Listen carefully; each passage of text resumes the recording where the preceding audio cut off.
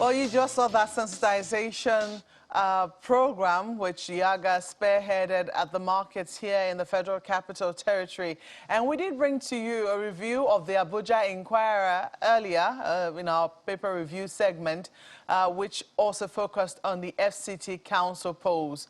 Now, these council polls, one of the very few which will be happening this year, conducted by INEC. There's also going to be the elections in Ekiti, and I believe Ondo as well, much later this year. All of them a precursor to the big deal in 2023. We'll be seeing many more candidates present themselves. Yes, we're already in the season of declaration of people who we think could declare. A lot of speculations going on at the moment as well. But some people have actually come out to say, hey, I'd like to run, I'd like to be president in 2023. I'd like to carry my party's flag in 2023. The big question is, what sort of candidate should voters be looking for? Don't forget the warning of former governor of the central bank and former emir of Kano talking about Nigeria being on extra time, and that people who are going to be running for office in 2023 had better be careful, better know what it is that they're putting themselves up for. So knowing where we currently stand with our indices, what sort of leaders should Nigerians be looking out for? Joining us this morning to discuss and shed light on this, we have with us Dr. Okey Ikechukwu, who is the Executive Director of Development Specs Academy. You're welcome to Sunrise Elite this morning. Thank you. It's already February, and Actually, the year is about to finish, yeah, without consulting us. Did you just say about to finish? It's only February, Dr. Ikechukwu. But the way politicians have been going about it, you would think we're in June already. No. You think actually we're in 2023. Oh. There's nothing else they're talking about, and that's a matter generating some concern. So since they have, decided to train our attention on politics and nothing else, what should we be doing, looking out for? Because really, I mean, it's all in our best interest, looking at where we currently are, that we begin to look out for the kinds of leaders whom we know, will be better for the future of Nigeria. Well, what kind of leaders? It must be people who understand what the issues are. At the level of the economy, at the level of national values, at the level of national security, at the level of Nigeria's relevance in international affairs, and at the level of a holistic conception of sustainable development. Now, coming to the specific candidates, there's no mystery, there's no magic. Simple questions.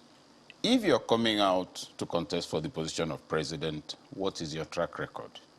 If, for instance, you've been a party leader, what kind of trajectory, what kind of tradition did you live in the party? Let's suppose a former party chairman wants to contest. How did he run that political party? That question must be answered.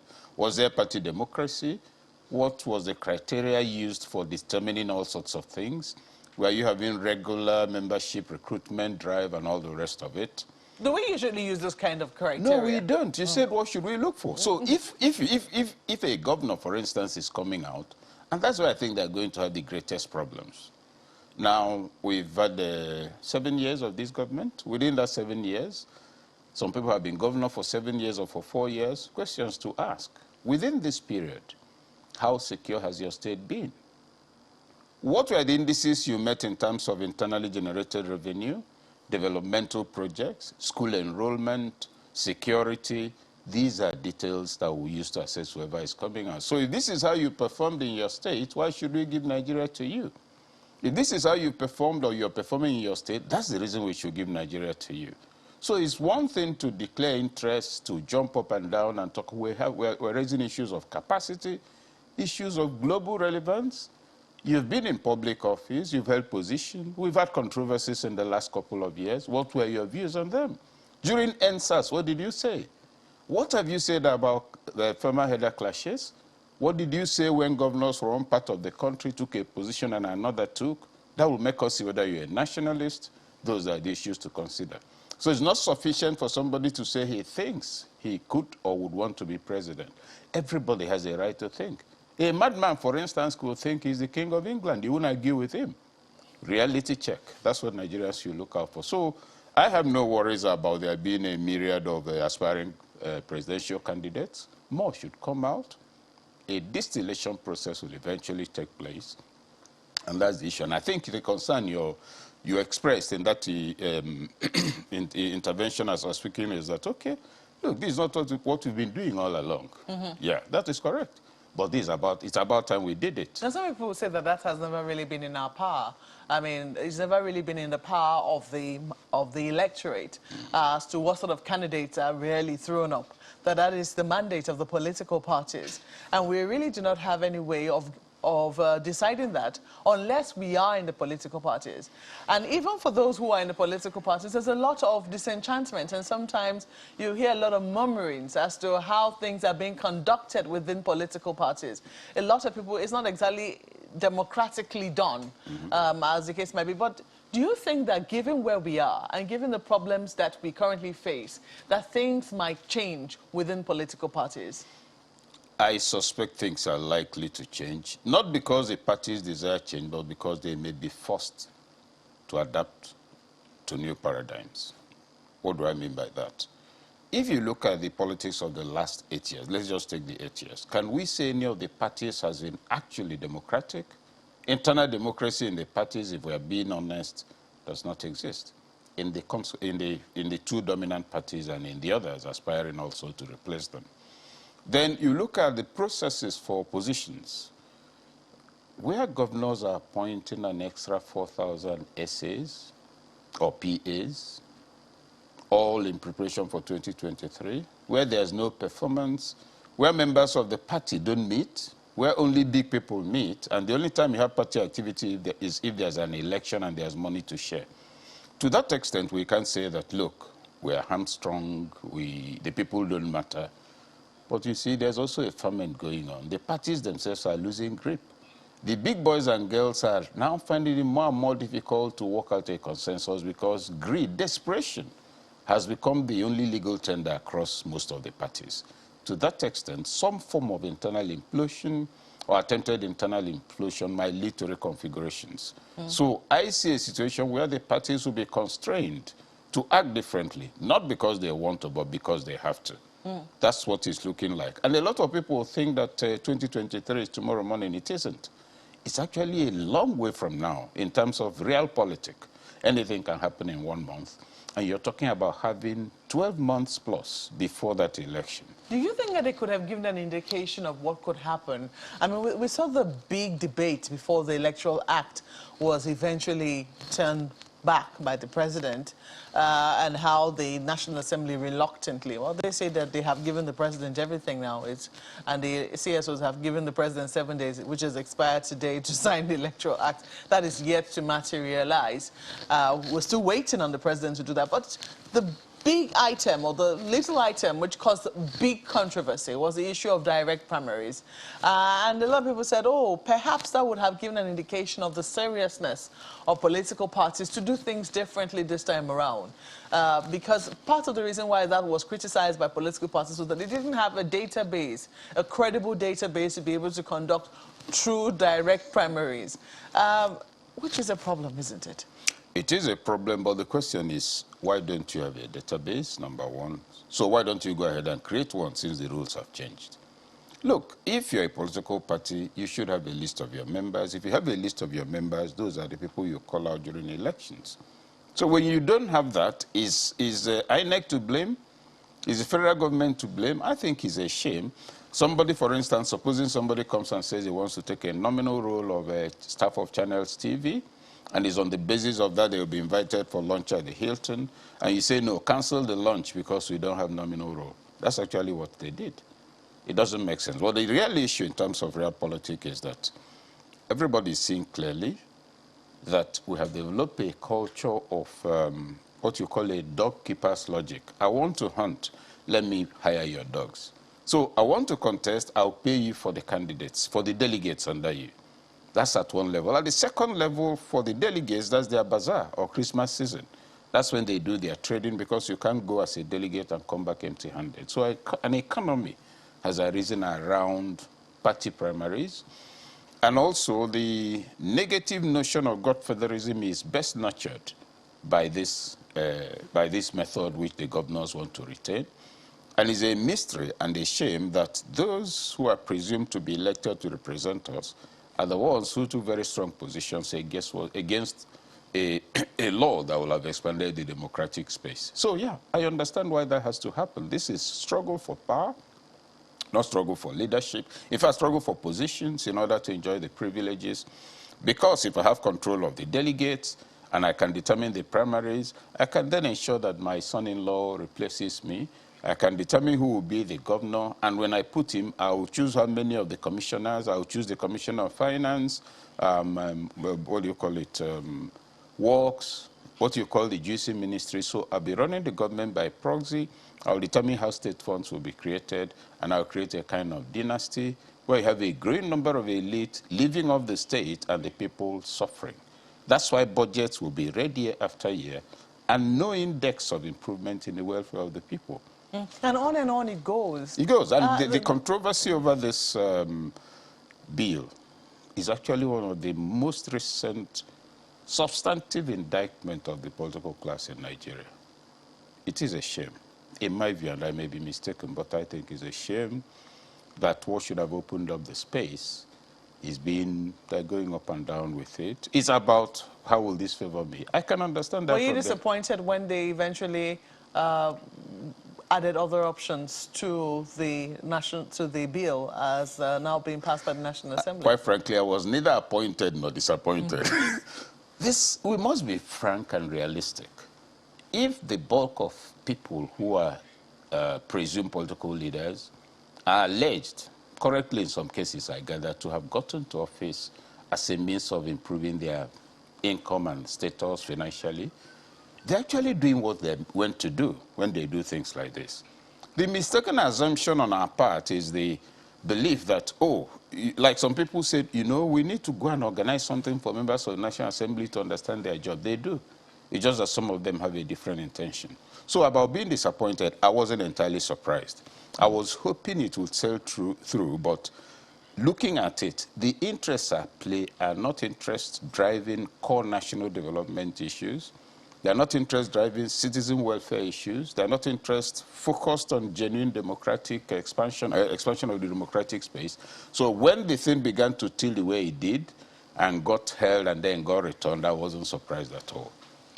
Well, let's take a break at this moment. We'll be asking, despite that, despite what has happened, he said he wasn't surprised by it, whether there is still a way to ensure that the people do have a say in the sort of candidates that eventually emerge. Please stay with us. Dr. Oke Ikechukwu is still with us here in the studios, and we're talking about getting the sort of leaders which we truly desire to take us to at least a better future. Now, even if you agree, even if you say that the current situation where we are is good, there's always something better for us. That could come, yeah. Isn't there? Well, let me quickly flip this to Lagos. Now, before I do, let me ask you this. Really, do you really see a way? I mean, considering, I know that, you know, political parties have done a membership drive, but if people are still reluctant to be identified as partisan, do you see a way that people can still have an influence on what goes on within political parties? I do. As we approach, you can see that without being unduly pessimistic, things are not looking very exciting on the front of the economy, security, and among other things. So a lot of people want to see something different. And as we head closer to 2023, chances are that other forces will be thrown up. Chances are there will be greater political activism. We've seen the number of organizations and individuals saying they're suing the government for one thing or the other. We've seen state governors taking up issues. Imagine that all the governors in Nigeria do what Wike did about 3 weeks ago, 4 weeks ago. Governance at the lower level is the business of local government chairman, ward chairman, council chairman, and it flows that way in the pyramid to the government. You mean in terms of the directive on illegal refineries? Now, there's banditry everywhere. There's all kind of misconduct going on in places with substantive public office holders from the governor all the way down. Nobody's doing anything about it. Now, my suspicion is that as we get closer to 2023, and as there's greater activism, Anambra State took the federal government to court the other day. I think Wike won a case on a second one. Now, if that begins to happen, you find that more and more of the citizenry will be emboldened to get a suspicion that, oh, we can actually speak. And chances are that the presumed monopoly of the two dominant parties may suffer shipwreck, which will force them to either begin to recalibrate and democratize or probably succumb to other forces. So I have the hope and expectation that the further development of citizen consciousness will lead to, if you like, greater positive mileage in the politics leading up to 2023. Let's flip this to Lagos now. I know my colleagues have questions for you. Yeah, well, Dr. K, you know, yes, in a democracy, a lot resides with the people. They actually should be in the front lines when some of these things, depending on how it swings really. But how much power does the electorate here really have? They have no power in the kind of political situation we find in Nigeria. None at all. Wow. The godfathers have power, the financiers of the party have power, and the stakeholders who meet and then inform the people have power. But that's what it is at the moment.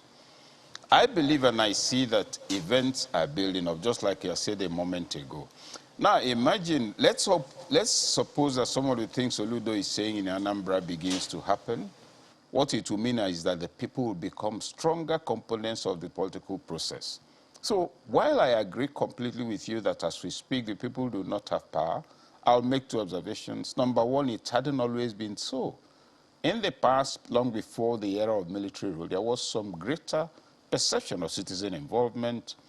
1979 to 83 politics, you could see two people, four people, a complete hall, people arguing against each other purely on party basis, based on their party manifesto. This one is telling you, my party is better because this is what it promises Nigerians, which your party does not promise. Now that's citizen power. That's why they will vote. That's why in 1979 and 83, some people will make sure they cancel everything, take every measure to take part in the elections. Now that has disappeared. Apathy has arisen because the people see they are irrelevant. Now the degree of pain, misgovernment, insecurity, suspicion, and allegations of a lack of internal democracy in parties, all of that is creating disenchantment. And what usually follows disenchantment for those who are serious is an attempt to win back the disenchanted. If you don't try to do that, you lose more people. So I am quite hopeful, despite the fact that this may seem to be suggesting a terminal perception that, oh, there's no hope. On the contrary, I'll repeat again, 2023 is too far for the kind of optimism and triumphalism many of the aspirants and the parties are putting on the table at the moment. I do not see many of them, some of them traveling halfway to that date. So there's no need for hysteria at the moment. Events will take, you know, if you see somebody who wants to go to Maiduguri from Lagos and he has a full tank and there's no filling station on the road he has taken, you know he will not get to Maiduguri. Don't quarrel with him in Lagos. You just go to Otukpa and wait for him with a meat pie when he will be about to fall unconscious because he's not going to get to Maiduguri. Now, that's likely to be the fate of many of the aspirants. They will learn from it. The political process will learn from it. They'll spend some money. Some people will start business with it, and life goes on. Well, Dr. Ikechukwu, I was just checking Twitter, and a number of people are listening to you right now, which kind of dovetails into the conversation you just had with Chamberlain now in response to the question he raised about the people. And so it only begged the question of one of the critical conversations in leadership talk, and that is followership. Now, we have a challenge on our hands in which the citizenry have a huge trust deficit between the leadership and the led. Now, the led themselves, just as you have said now, I don't even know where we want to place them now. What really, in your opinion, should be their role going forward? We've spent 23 years or thereabout into this fourth republic of ours, and this is where we are. And just as you said, godfathers have powers, political leaders have powers, and all of that. What powers really do the followers have? Does that mean that their votes don't count, whether as members of a political party or as citizens of Nigeria electing or recruiting people to do the job of leading them? Well, the first power they need to exercise is the power to make the correct judgment. I want to contest the elections. Another person, Chamberlain, wants to contest the elections. We are from the same area. That's where the people know us the most. And if I have a lot of money and I distribute it, and Chamberlain is a better candidate, and they allow me to win because I put down money, and they don't take Chamberlain who will actually deliver real service to them. You see, they've paid up front for their misfortune. They've mortgaged their future. They have nothing to complain about. So the first thing is what you might call developing the right type of consciousness among the citizenry. And it doesn't have to take a political party. Every town in my area has a town union. If the town unions, if the women organizations, if the registered platforms of power, youth organizations, begin also to take positions on the right kind of person they would want to lead, it will make sense. That's why, look, we must go and vote so that this other person doesn't become our leader. Because after the election, you will not see him. This has been his trajectory. This is how he made his money. You see, for as long as that does not happen, the followership becomes largely responsible for his own misfortune, because nobody goes to rig elections by himself. Nobody carries 50 ballot boxes because he's contesting. People get paid to do that. And when you can't get anybody to pay, the paradigms have changed. Now, getting that to happen is the issue. For as long as people make the wrong demands of public office holders, for so long will the problem remain? Well, Dr. I get into office, my apologies. In 7 months, I built a house worth 250 million. I now have 6 cars, many of them exotic, sometimes 13, and everybody is clapping, everybody is worshiping me. The young people are saying, I want to be like that man. Religious leaders revere me, give me front seat in the church, well, allow Dr. me Kechuku, to come all in the with issues guns you're raising church. now, if you don't mind me butting in. It is desecration and blasphemy consolidated. With those kinds of values, you've lost the society, you've lost the people. Imagine that office holders are not allowed to walk into places of worship with full AK-47 and the paraphernalia, that when they come into churches and mosques, they don't start by shaking hands. You see, that way religious authority gets restored. Well, Dr. Kechuku, just one question, if you don't mind me butting in very quickly, and perhaps by way of even lumping it together in a way. Poverty, so many people have said, even before the last elections, has been weaponized against the people. On the one hand, the citizenry, just as you have said, Yep. they just want to live by the day. And some of these people go into the political parties perhaps for the same reason. Okay, there is always someone who wants to give them money to do one thing or the other. Is there any chance, we were talking about the other time about funding politics and all of that, is there any chance of reversing that trend of the tremendous impact or influence of money on our politics and democracy? Reversing is one thing, modification is another. The argument today is stomach infrastructure, that the only thing you have in your stomach is what you've eaten, so you better go ahead and eat. I can understand it against the background of the poverty, but I can't justify it. There could also be a counter-narrative.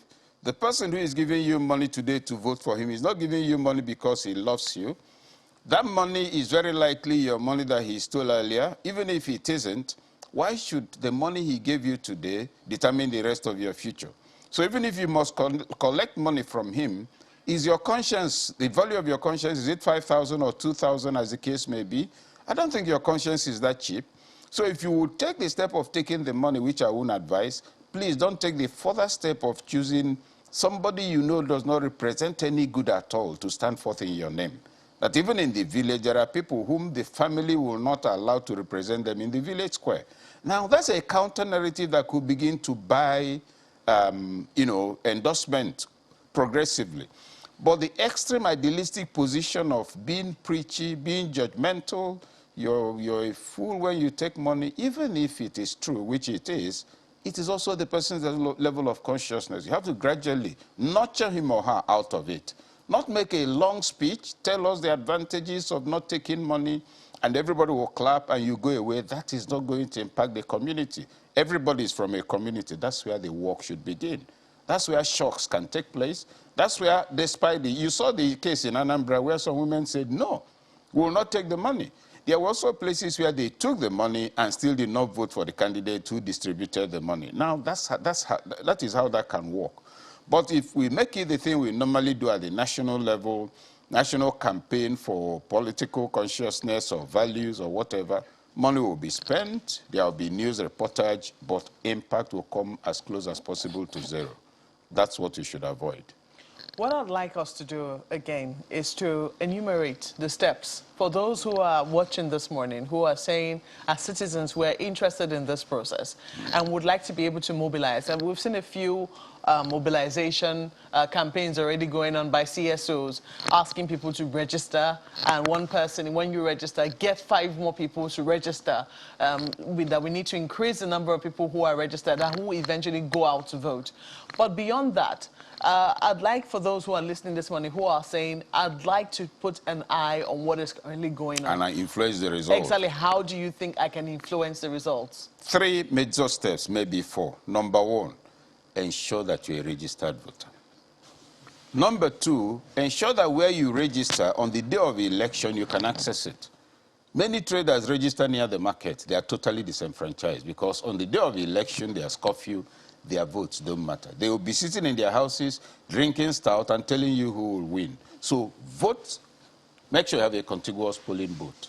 Then on the day of the election, go out and vote. Having voted, don't just go away. Wait for the result. When the results are announced, then it's announced there, make sure you have a copy of it. You're armed. But beyond that, there are other polling booths, isn't it? So create, before the elections, create some kind of a network and solidarity within your area. Your polling booth is 750 meters away from my own polling booth. So let communities begin to work in their own interest.